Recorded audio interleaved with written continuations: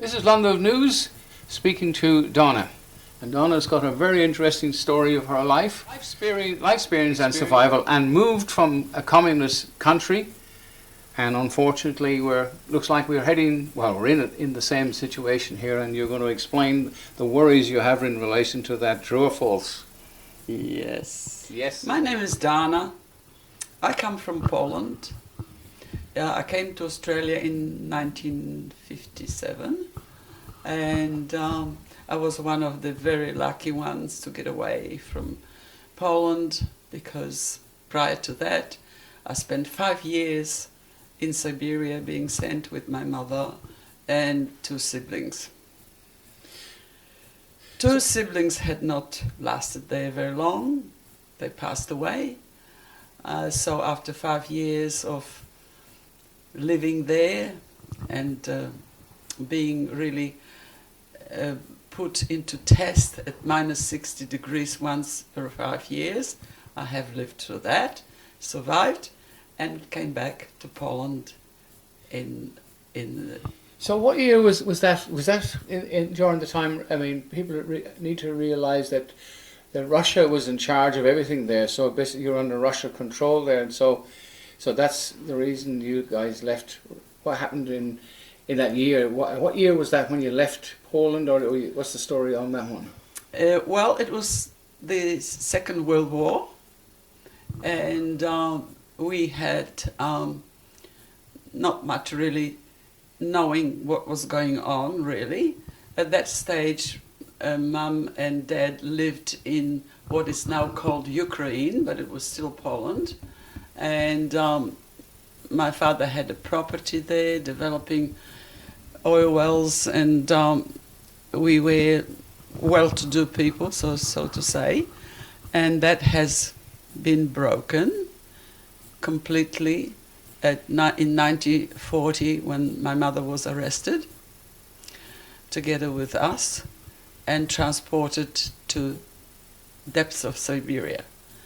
It took 2 weeks, practically non-stop, for the train to travel there. Wow, and the temperature, obviously this is the middle of the winter, so the cold must have been a nightmare. It was cold, and we were actually traveling, we were put on a train which wasn't even an animal train. It was wagons that were for the carrying of coal, so we had no coverage even. And yes, no toilet, which was horrific. No, there was only a pot belly, so we had a little bit of warmth. And that was it. And you probably were the very lucky ones to have some kind of heat at all, because I'm sure that most of them didn't have any heat at all. I don't know, that must have been a miracle, really, because there was not much.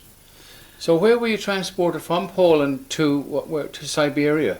Yes, in the vicinity of River Tobolsk, which is pretty much north. Was that a prisoner camp or something? Yes, I was asked that question, really. Was it a prison? It was a prison without being prison. It didn't need to be a prison. You wouldn't want to go anywhere. You wouldn't survive, for the animals around, for the temperature, and there was hundreds of kilometers one settlement from another. So you didn't have a choice, so to say. Yes, you had a choice to stay there because you had some structure at least in there. So if you did escape from the defenseless prison, if you wish, you wouldn't survive anyway. So what was there any food? How did you guys feed yourselves? Food was very scarce. I think beginnings were surviving on whatever Mum had packed in her sort of sack in the back. Dried white bread. Wasn't much of a nutrition, therefore the two siblings had perished pretty quickly. Oh. The hot water was a very sought for commodity, to have hot water and eat it with a dried bread. That's all. So how long did you spend in that camp, and what was the outcome in the end? It was 5 years, whole 5 years. Some of the Polish people spent there only 2 years because somehow they crossed over to India, where Polish arms had took care of them and took them to Iran, and they had good time practically because Iranian people were very hospitable. We had very hospitable Russian people. They didn't have much themselves, not much. But when they saw the plight of us, they did share as much as they can.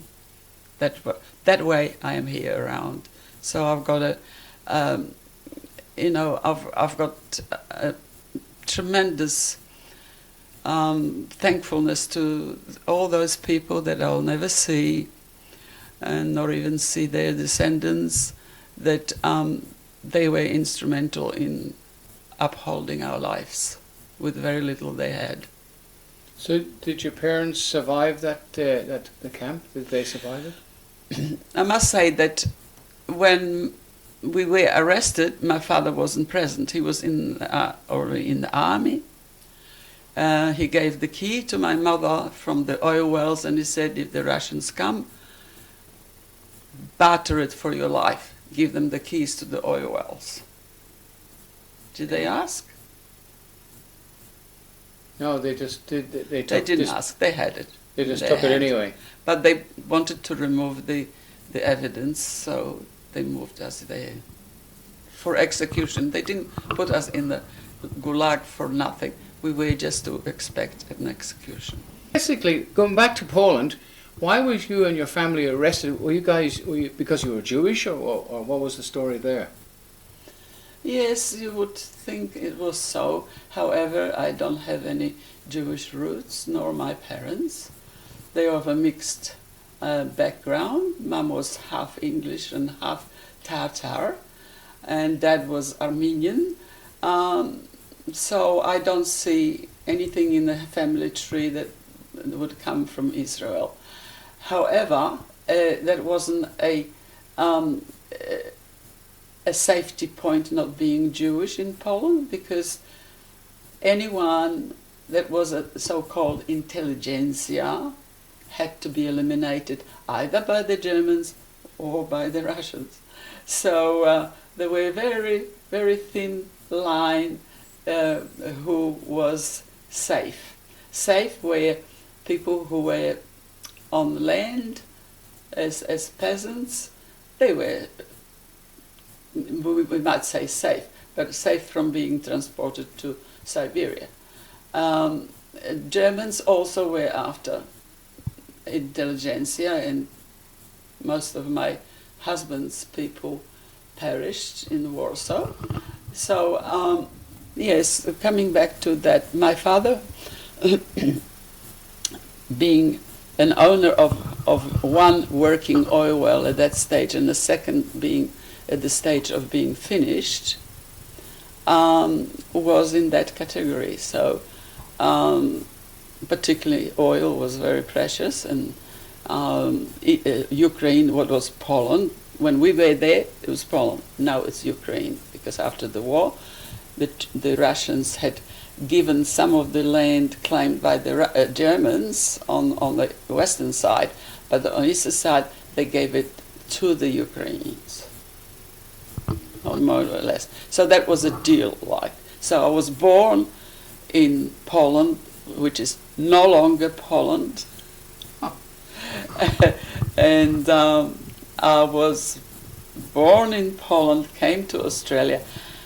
I'd been 64 years a long time in ago. This country, which I thought it was going to give me a protection against Communism. what I have, yes, experienced in communism. And of course now we've got a Labour Party which is basically communist now. A lot of people tell me that they're on the way back to communism here and something they escaped from. So does that worry you a little bit?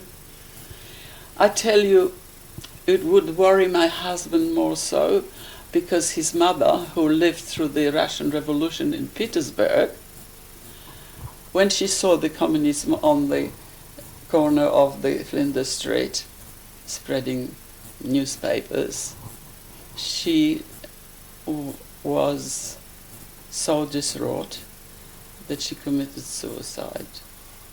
Oh, good God, that's terrible. He's a scary It was in the thing. papers, yes.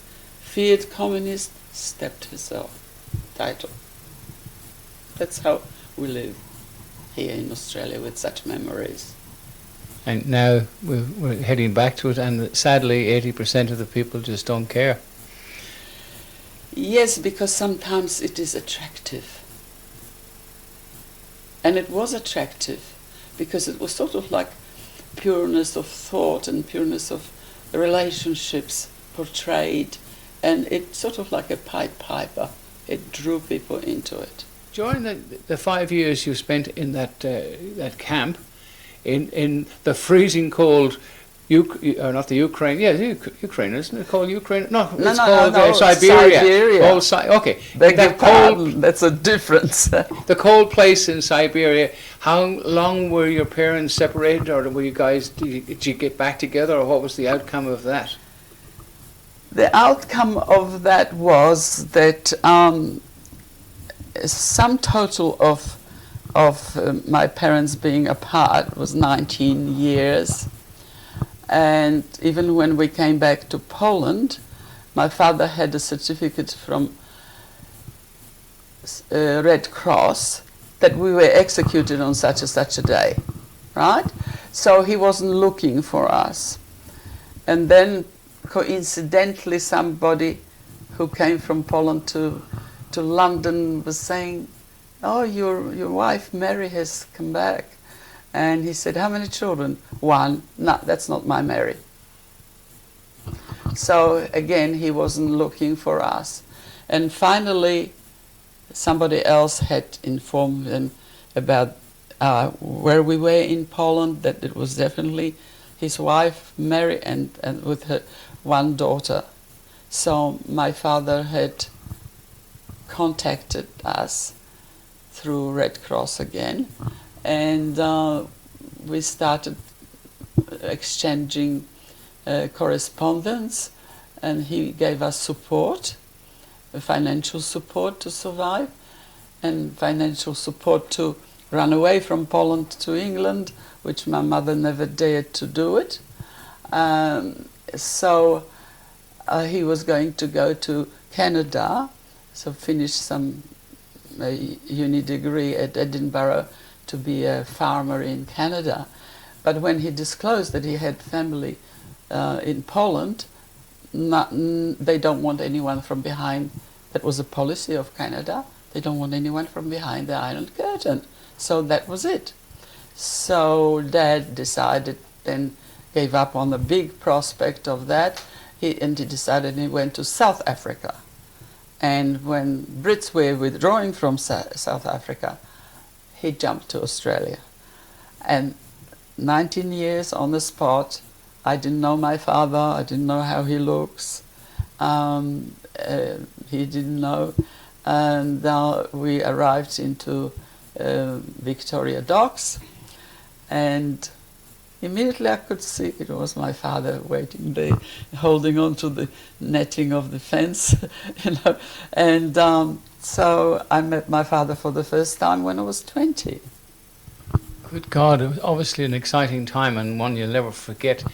So basically you spent 5 years as a teenager in isolation in one of the most scary, coldest places in the world.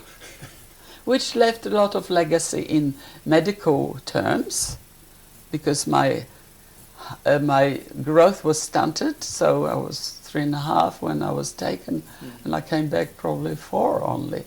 and the doctors had predicted that I will never grow to a normal size. So Mum was absolutely had a very difficult time. It's only now that I'm adult that I realize through what my mother actually, had to live with so many punches from every side in life, being on her own, 3 kids, losing 2, 1 is coming back and it's just not going to grow. And then they discovered that I had trachoma in my eyes, which was a common thing to catch from animals in the wilderness. And I was going to be blind. And 10 doctors in that particular town we were living predicted that they can stop it, but by the cost of 80% of sight. And Mum couldn't bear that. And finally, there was only one man, an ophthalmologist, that said, I can save your daughter's life if you can overseas obtain certain item. And he wrote it on. And Mum wrote to my father and said, please, can you get us this, because Dana is going to be blind if we don't have it. And it comes a vial about that big, and at the bottom of it are little crystals. And the crystals are first form of penicillin.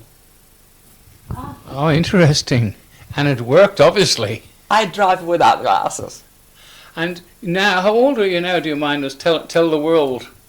Oh, the world? Shocking.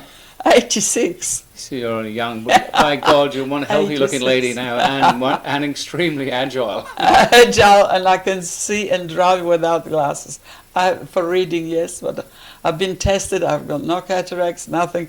I said, oh, thank God, because, who knows with this malnutrition and all this. And 2 years ago, the doctor says, you know what? He said, I haven't seen anyone that age, that was already 2 years ago, that age, being that agile and having such a good sight. All you need is to go to retail, get yourself volumizing glasses and you'll be right, which I was very, very heavy, because I don't like glasses at all, and much less looking for the prescribed, and sitting maybe on them, breaking them. No, I don't have to. If I break them, I can get them at my own prescription. Okay. Looking back at the history that you've gone through, how do you see things progressing for the better or for the worse right now in relation to your experience, which is absolutely unbelievable? Yes, that experience is not to be envied very much. Experience leads to me actually being more aware what is happening now and here. When we came with my mother, who was half-Brit, she said, this is my country, this is my air I breathe, this is where I belong, okay? So she was a bit patriotic, I suppose, from that half of the Britishness. And the last thing that she said was, and we will never have to live through what we have lived. And I thought, yeah, that I was very blessed in this area, that my father was here, that my father was never married in 19 years, my mother wasn't married 19 years. I had really a very, very moral background very strong, and that probably keeps me, because I don't have any complications in the family that I have to think of. But politically, I thought I was safe, same as my mother. We were very safe in this country, that we are far away from it all. Nothing is far away anymore from Australia. As in 57 we had seen, and a lot of Polish people that came through Germany here came for the same reason to Australia, to survive and not to go through another war. At the moment, the technology had crossed this all out. distance doesn't exist anymore, and yes, we have threats, more than one, right now.